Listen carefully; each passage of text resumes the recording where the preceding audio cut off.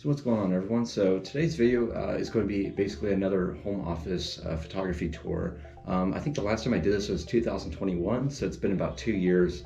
It's been very long overdue, and lots of things have changed. I've completely changed rooms a year ago, and just more recently I've really reorganized it, got it much more cleaned up, and it looks much nicer, I think. So we're just gonna basically do a short little video here, a tour of the space and how I work and operate at home with photo editing, video editing, and just all that kind of stuff. So let's go ahead and get started here.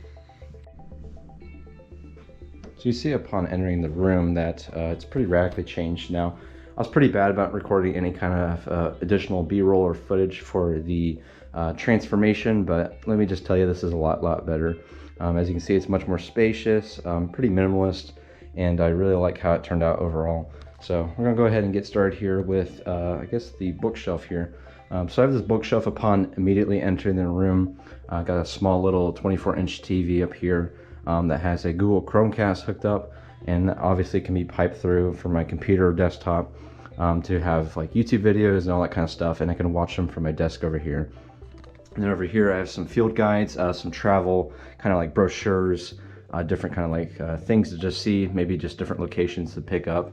These are a bunch of State of Ohio Division of Wildlife field guides over here. These are a bunch of brochures, different parks and trails, and then here are the travel guides as well. And then just some other kind of random, things of note that I've gotten and I've acquired. So these aren't really the books, but these are much more about just knowledge and different kinds of stuff like that. Then over here I have my film camera, or one of them, that is. This is a Canon AE1 program. It's 35 millimeters with the 50 millimeter lens on there.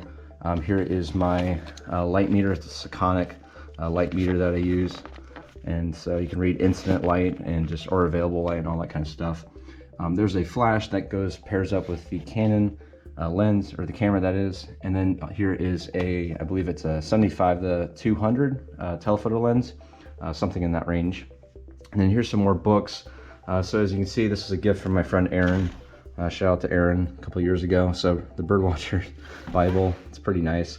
A couple business books about photography, like just legal documents and forms, best business practices. And this one, it's kind of out of date, but it's about like basically being freelance and selling your photos and all that kind of stuff. Julia Cameron's The Artist's Way, because the book's amazing and I highly recommend anyone read that. This is actually another gift from Aaron. Thank you, Aaron. So it's Reader's Digest. Basically, it's a giant field guide. It's pretty nice, but it covers everything from, as you can see, North American wildlife.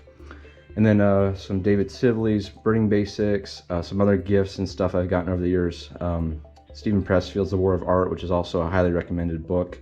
And then if anyone is curious, these are my favorite field guides that I use, both here in the house and out in the field. But these are Stan Tekela field guides, and they really just break down, I think, pretty nicely, just full color photographs that he's taken, and really show different kinds of Ohio wildlife and ecology and nature and all that kind of stuff. So love those field guides. Those are my favorite.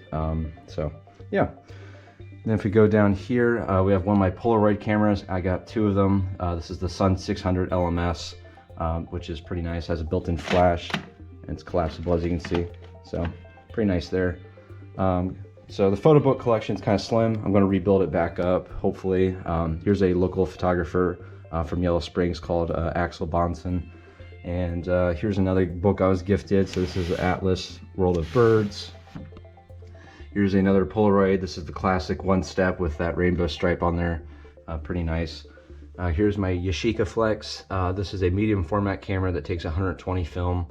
So I got that down there. And here's my bag, which I can put, a film camera in, go on a walk, or any kind of stuff, or any of these books. So I just kind of have it laid out there. And then the rest of these are all basically empty. So trying to rebuild up the photo book collection and get this thing looking pretty nice and full. But over here is kind of like a charging station. So I have for my my Nikon P1000, I've got different cords that kind of go to various batteries and stuff and devices like the GoPro, my DJI Mavic drone, that kind of stuff. Got Mr. Loon up here. And here's that, oh gosh, he's still going off. Here's the heron that I got from my trip down to the Smokies. Then over here is a lounging chair, which is pretty nice. Got it used at a thrift store, but you know, it's just a nice way to kind of grab a book, have a cup of tea, a coffee, and then sit down and just kind of relax or learn and study about something new from you know, the field guides, basically. And then up here, we got Cornell Lab Ornithology. It's a nice little kind of like diagram or just kind of a splash of different birds here that you may find in North America. Photograph frame print from Robert Farley, who's a friend of mine and a good photographer. Here is a Beaver Creek Wetlands. Looks like it's a Siebenthaler Fen, so that's a nice little September morning print there. Kelly Ingerson, shout out to her. She's a great friend of mine and a good mentor to really get me out traveling and exploring. And this is a nice little lily pad and white lotus. Then up here, we got a Eleanor Mosman, which is another shout out to her. And this is a print, I think we did a print trade a long time ago, and yeah, put it up here. Then up here I got all my certifications. So I got my Ohio Volunteer Naturalist certification. I got my Certified Interpretive Guide. Then I have my kind of older ones, but these are my New York Institute of Photography certifications in professional photography and travel. So here's my good friend Henry Doyle's canvas print that I ordered from him. Great guy, great photographer. And here's just a couple of awards I've gotten at various exhibitions and all that. And then over here is a Glen Helen print. Just found at their garage sale that they had with a bunch of like artwork and random supplies and tools, and they had this nice autumn print. And on the topic of Glen Helen, we have the calendar, which I decided to hang up. And this one's cool because I actually got the cover photo, which is also this exact same image is in the July part of the calendar here. So that was really cool to get that part. A really old print that I got a long time ago, and had it framed for a while. And then it's hard to believe, but it's almost been, gosh, how many? Almost 4 years since I've had this exhibition, which is February 2019. My very first exhibit here in my hometown, which is pretty cool. From Cincinnati Nature Center, I bought this in the gift shop. So this really nice little print here of Echinacea and the bee. So pretty cool. Then over here past the ring light and other lights, Aaron Jinks, my boy, I love that guy. This is a print that I got from him a while ago. Nice kind of glossy print of a sunset. I forget where though, I'll have to double check with him. Stan Rohrer, he gifted me this print of Dayton, Ohio. It's a skyline with some beautiful kind of shelf clouds at sunset. So very nice. I know that exact same place because I've shot there at near Deeds Point. If you know, you know. All right, so as we go down to the desk here, you can see I got my dual monitor set up. I situated the monitors over here so they're more central with like the keyboard and mouse and all that stuff. And then I got the boom mic, which can now swing fully out, so I can really push it out there because I have more space compared to having the desk over here in the corner. And then of course this monitor can tilt and adjust, so I can do vertical editing on the go with that. But I really like the setup. It really cleans up the desk without having the printer over here in the corner.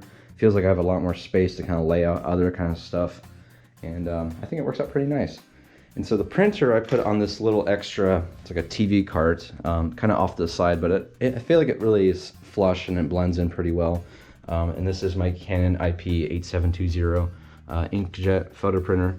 So, and then down here I have stuff that's related to the printing process. I got some matte 4x6 paper, got some 4x6 clear bags. Here's a bunch of like some cut up foam board. Here's some matte board of just various sizes. Different kinds of bags are on these boxes down here, and so that all goes towards printing. So you know, basically just all goes in there. I got more lights up here. This is over here the film fridge. So it's got lots of different film. So I got some 120 black and white from Ilford. Here's some 35mm expired film, and then over here I got some big collection actually of some 35mm Kodak X-Pan and Tri-X-Pan. Got all of that in there. I think that's pretty much it. Running down it real quick with you. Also, I guess I'll show you in the bathroom as well. But I have, basically, it's kind of a mess right now, but it's going to be a soon-to-be dark room of some sorts, even though it's a really cramped space for being such a small bathroom, as you can see. But I feel like it's going to work at some point, and I got the stuff for the chemistry up here. Got some 1 liter bottles, These are the mixing trays that you agitate the film in. Got a just different things. I think this is the wash. Yeah, it's a wash up there. The film changing bag, some instructions. I got about 4 dip trays with some tongs. So you just basically dip the prints in there. Different stuff over here, and it's just basically got a bunch of tools. Some of this isn't related to a dark room, and some of it rather is for just like cutting up mat boards and doing stuff with prints, but got my toolbox down there as well. So it's got everything here that I need on this one shelf, and to make this a dark room.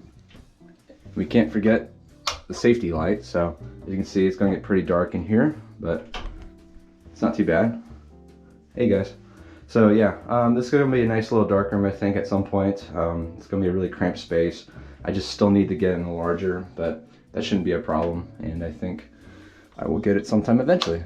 So there's one more thing, but I actually have the closets here, and this is where most of the just gear and stuff went. So as you can see, we have different tote boxes and everything, and then got some bags up there. Got some like stuff. This is more for like the hiking and camping gear, but I definitely have photography gear and some other miscellaneous in here. Got some 2 hummingbird feeders. Here's a bunch of boxes from various gear and products I've purchased over the years.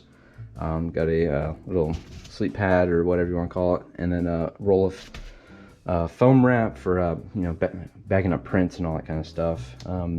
Different stuff. Got some tables, my director's chair. All these totes are filled with like camping gear and stuff to like cook with and everything. Down here is like for more photography gear. You can't see it, but I got some tripods and monopods up there, so that's all the sets of legs. And then everything's on this like rock and roller dolly cart.